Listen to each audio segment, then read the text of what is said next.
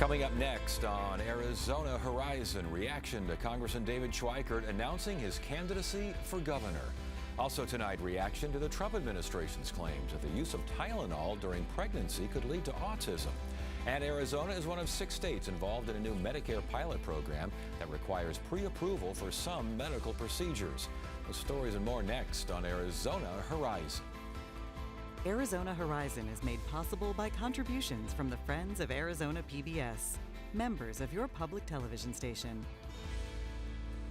Good evening and welcome to Arizona Horizon. I'm Ted Simons. Republican Congressman David Schweikert today announced that he's running for governor. Schweikert joins fellow Congressman Andy Biggs and businesswoman Karen Taylor Robson in a crowded Republican primary field. The move also leaves Schweikert's Northeast Valley congressional seat wide open. And for analysis of all of this, we welcome political consultant Chuck Coughlin, CEO of High Ground. Good to have you here. It's great to be in the ring, Ted. Free ring service. It's getting to be a crowded ring here.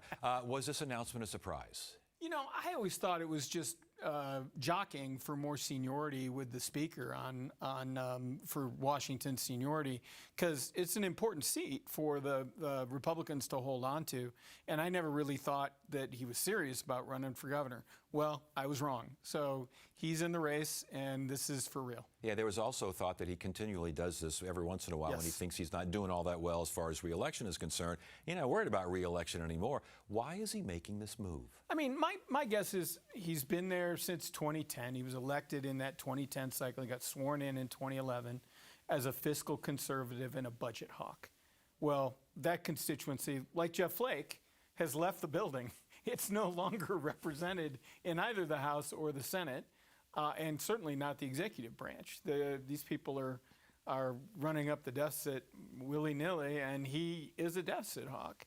And I think that bothers him. My guess is that he is distinctly disturbed by that and can't rationalize why he's going to continue to support those types of spending practices. Is he distinctly disturbed at what is going on in Washington, especially within his own party, with the president, his behavior, these sorts of things? I don't know that he's that broken with Trump on a number of issues with the president, but this budget issue is the thing that, I mean, since his time that he ran, when he was in the legislature, this is what he talked about. When he was at the county, these are things that were his bread and butter issue, and that's just not a passion of anybody else's in Washington right now. And we kind of referred to this earlier, but does it look like CD1? Does it look like his seat up there in Northeast Valley? Does it seem especially tenuous? It's always tenuous. Does it seem more tenuous? It's always a Republican-leaning district, right? And it's a Republican turnout advantage, particularly in a midterm election.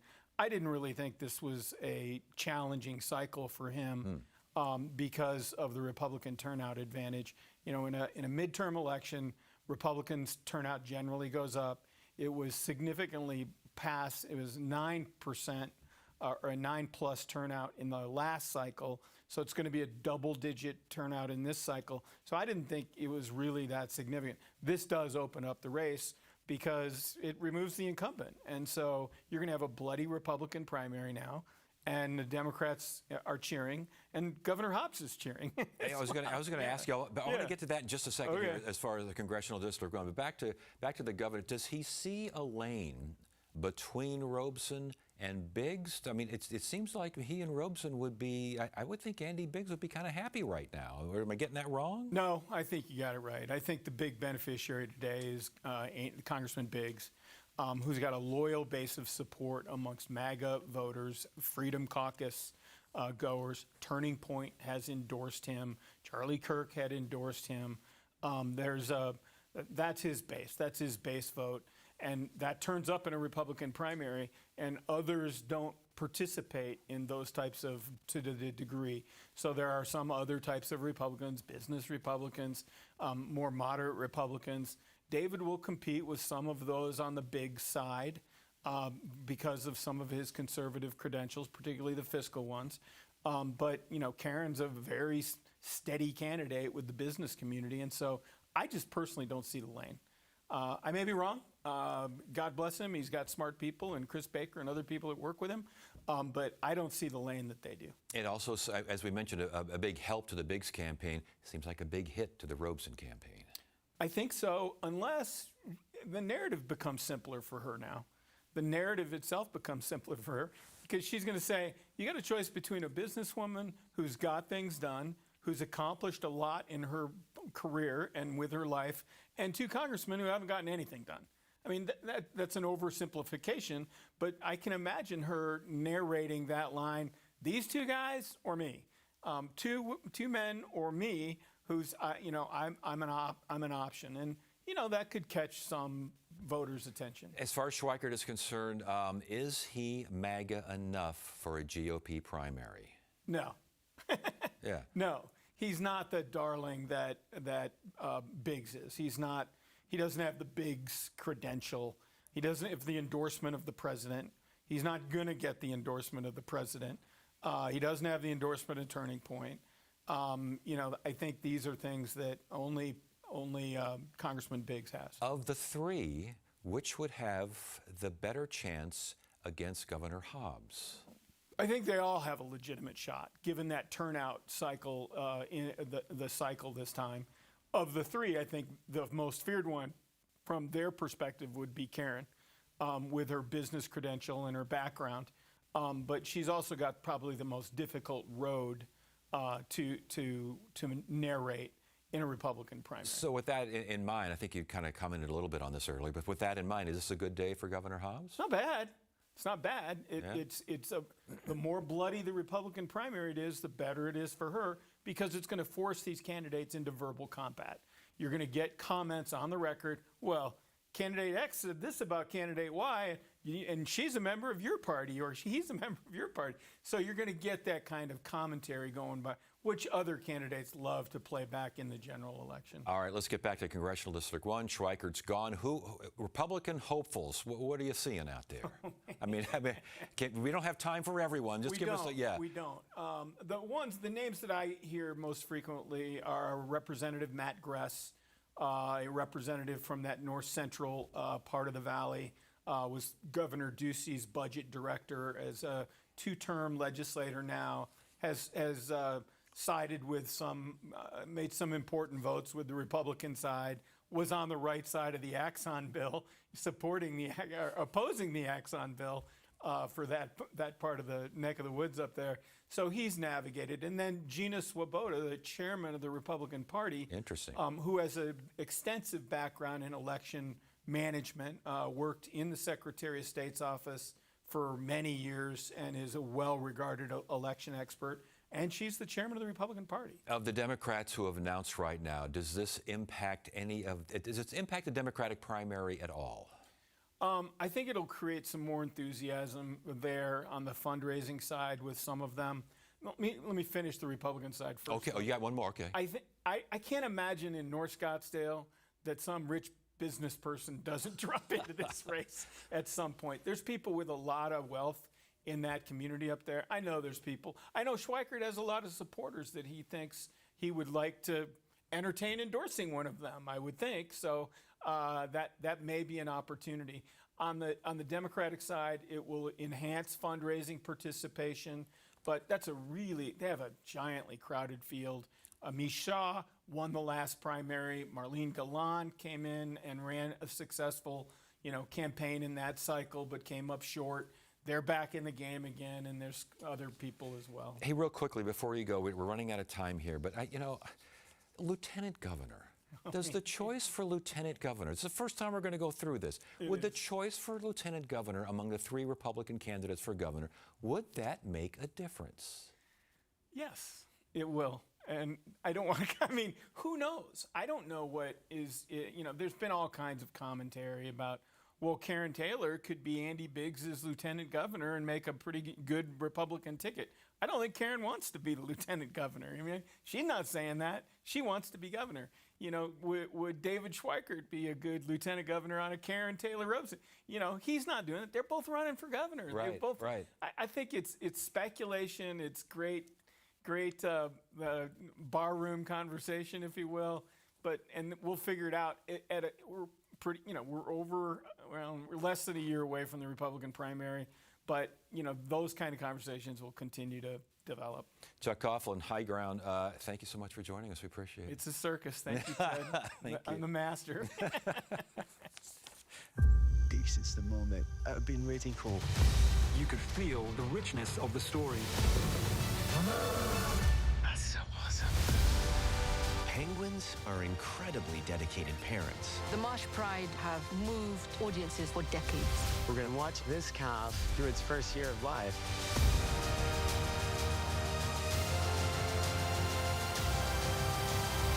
That's what we want to see.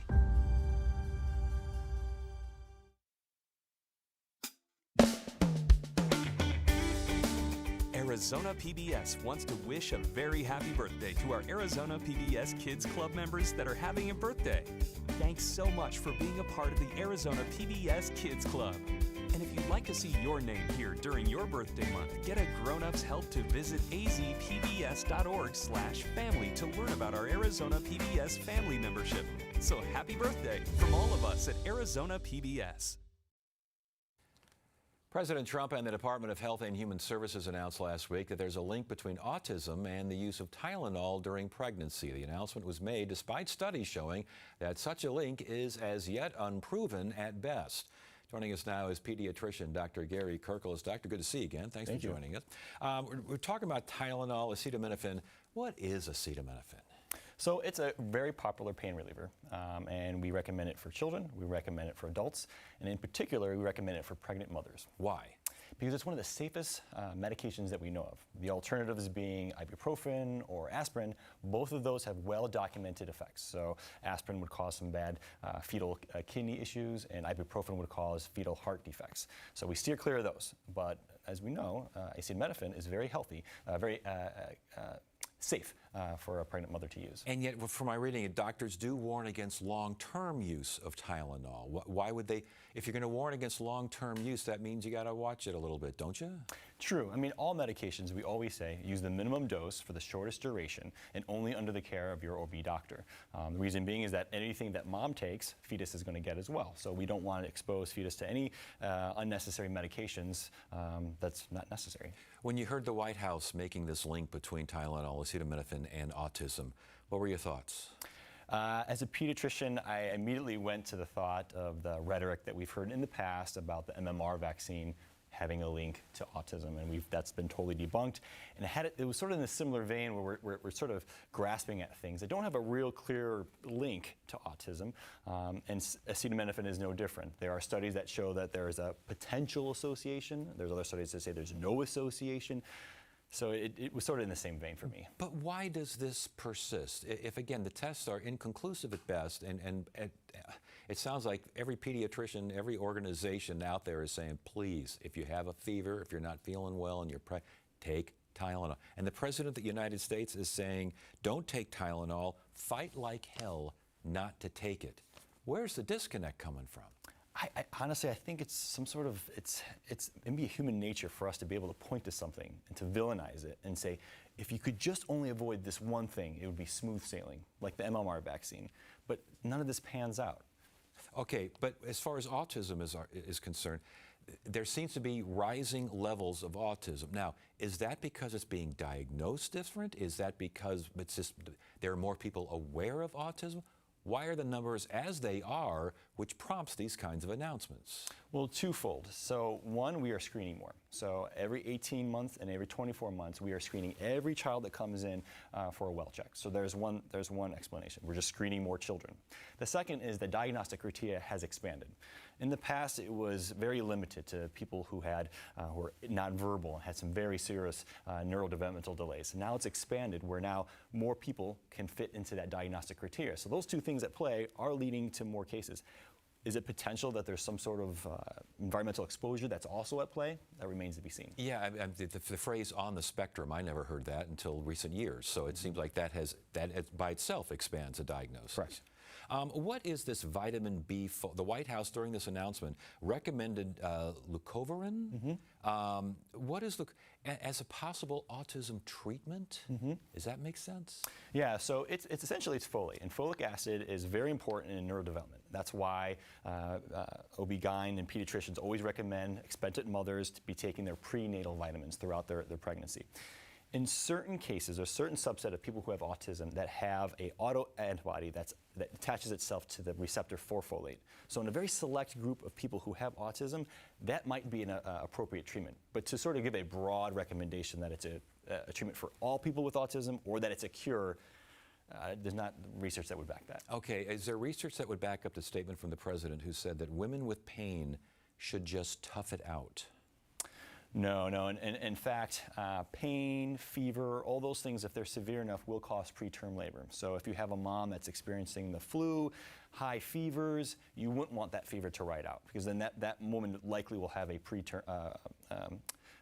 labor, which you do not want. You want baby in for as long as possible, 9 months. So again, the idea of saying don't take something, tough it out when a fever for a pregnant woman, that's serious business, isn't it? That is, I mean, yeah, an OB would advise taking Tylenol if you have a high fever or if you're in extreme pain. Okay, so what do we make of this? What do pediatricians make of it? What do they tell their patients who come in and they're scared? They're thinking, I don't want to take Tylenol. And what do you tell? You bring children with autism that come in, and the poor mom's sitting there thinking, did I take Tylenol and that's why my child perhaps is on the spectrum in some way, shape, or form? That's difficult. Yeah, and you know, when that comes up, I reassure moms. I said, there's nothing that you did that was wrong. If they want, I can explain the research that says, you know, in some cases there is an association, in some cases there is no association. There is even research that shows there's a negative association, i.e. that taking Tylenol would actually be beneficial to prevent autism, because if the thought is that perhaps it's the fever or the infection that caused the fever, taking the Tylenol would prevent that association. So last question here. Was there anything in this White House announcement that was sound medical advice? To answer you bluntly, no. It was, a lot of the information was given with a lot of certitude, and we just don't have that from the research. Some of it was just, if you fact check it, it just doesn't line up. Are you concerned about the effects of this kind of an announcement? I am, because if we learned anything from the MMR scare, where people were told that perhaps MMR had a cause of autism, we saw vaccine rates plummet. And when vaccine rates plummet, we have things like measles outbreaks, like the one we saw in California or in Texas. I can imagine moms being very fearful of taking Tylenol, and then maybe either not taking any Tylenol and having fever, causing a preterm labor, or taking something that's worse, like ibuprofen or aspirin, and causing fetal heart defects. Good information, Dr. Carey Kirkles, pediatrician. Good to have you here. Thank you so much for joining us. Thanks for having me. I'm Jeff Bennett. Tonight on the NewsHour, the federal government barrels toward a shutdown with lawmakers still at odds. That's at 6 on Arizona PBS.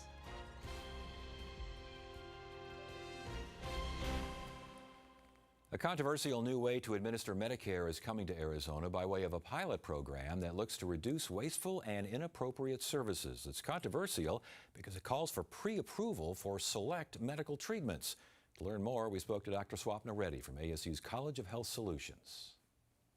Swapna, good to see you again. Nice to see you. All right, let's talk about this. This is a Medicare pilot program. Now, pilot programs are like, hey, you want to be involved? Yeah, let's be involved. That's not involved here, is it? Well, less so. So 6 states have been chosen by the Centers of Medicare and Medicaid Services, and those 6 states include Arizona. We're one of the states that have been chosen for a 6-year pilot program. And what that program will actually entail is that traditional Medicare, so fee-for-service Medicare, traditionally, usually not subject to prior authorization, about 16 services, and that could expand, will be subject to prior authorization, prior approval by the insurer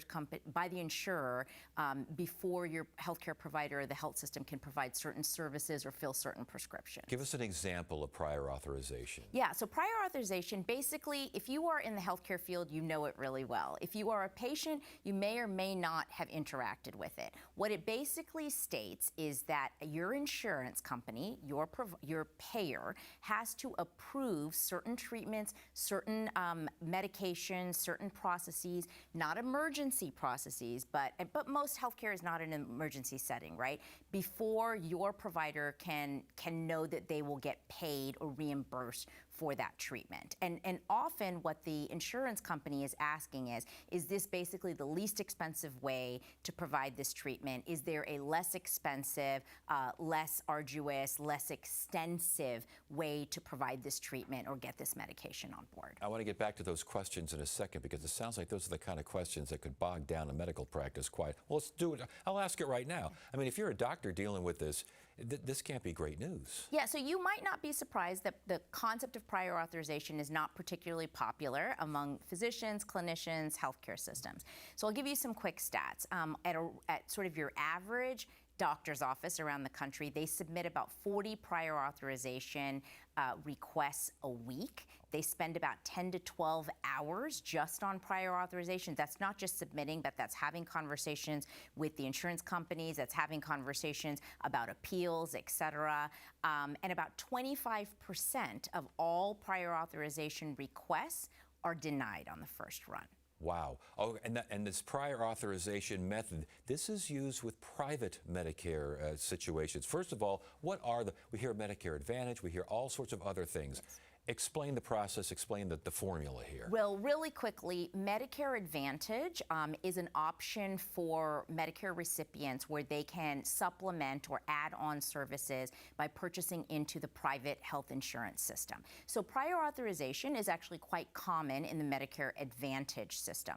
It is really, really rare in the traditional Medicare fee-for-service system. And this particular pilot program is going to be affecting the traditional Medicare system. Now, I understand AI, machine learning will be used alongside clinical treatments and clinical assessments and these sorts of things. How does that work? Yeah, so we're learning this every day. We're learning the plans every day. But as it's been stated, basically, if there is a request for particular authorization for one of these 16 types of treatments, there will be some AI algorithm that will be applied. And based on the algorithm, which we're not exactly sure what that algorithm looks like yet, the insurer will decide, or the private contractor that the insurer is working with will decide if that treatment is approved or not. What the insurers have told us is the ultimate decision will not come from the AI formula, but will come from a clinician who will review what the AI recommends. These 16 conditions, what are some of them, A, and B, why were these chosen? So a common condition is skin replacements or kind of treatments that have to do with wound management, which tend to be fairly expensive. And there is some evidence that there's some waste associated with the costs associated with wound management, which is very common for Medicare patients, right? Also things like incontinence, nerve management, pain management, et cetera. So these are kind of the types of treatments that are most commonly listed in that list of 16. But why would nerve and pain management be is that subject to what we've seen in the past, some sort of waste and fraud and such? Well, according to the experts at CMS and those that have designed this program, they're stating that some of these processes and some of these treatments, there is some evidence that there's high waste for some of these procedures, and it's interesting because they haven't necessarily listed all of the procedures where there's high evidence for waste. So we're going to see what it's like for these 16. It's going to start in January, and right now it's scheduled for about 6 months. 6 months or 6 years? Sorry, 6 years. 6 years. Yes, okay. yes. It's called the Wasteful and Inappropriate Service Reduction Model. WISER, I think, is what. Yes. Okay. Has there been wasteful and inappropriate service out there? Is this in some ways a good thing? So it really depends who you're talking to, right? If you ask the health insurance industry, the answer will often be, look, there's a history of some waste, there's a history of some abuse, there's a history of some fraud in the healthcare system, and I think that that's somewhat undeniable. And this is an attempt at solving that problem.